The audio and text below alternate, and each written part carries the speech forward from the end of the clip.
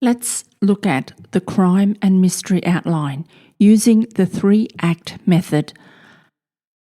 We know with the 3-act method there is Act 1, the beginning, Act 2, the middle, and Act 3, the end. So let's look at Act 1, the beginning. This is where you present a dramatic crime, but it has to capture the imagination of your readers. Introduce the protagonist, your sleuth, who has to be interesting and unique, and who has a crisis brewing in their own life. Then introduce clues that suggest both physical and psychological aspects of the initial crime. Show plausible suspect means and an opportunity to commit the crime, and then introduce crime complications. Act 2, the middle.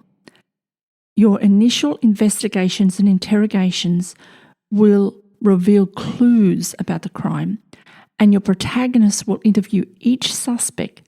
However, one will eventually turn out to be the perpetrator.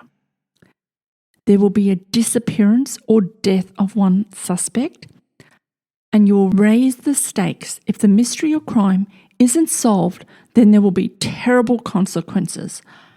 The protagonist must face a dilemma in his personal life that has haunted him and forces the protagonist to take a personal stake in the outcome of this case. Act 3, the end. Reveal hidden motives. Unsatisfying solutions are reached, a misinterpretation of clues which may have led the protagonist in the wrong direction, chasing a red herring. The protagonist must return to the clues that they've overlooked and begin to reveal the chain of events that have provoked the crime. The protagonist then must seek positive proof to back up an undisclosed conclusion. Then there is the confrontation with the perpetrator. The case is closed and justice is served. Now we're going to look at some important elements to consider when you're writing a crime or mystery. First of all, you need to ground the reader in a time and a place where the crime has occurred. Sometimes the cover-up is more important than the crime. Leave clues that aren't too obvious and give your readers sensory impressions. Show, don't tell. Leave red herrings to increase your reader's sense of curiosity. And the villain and the hero must be equally matched.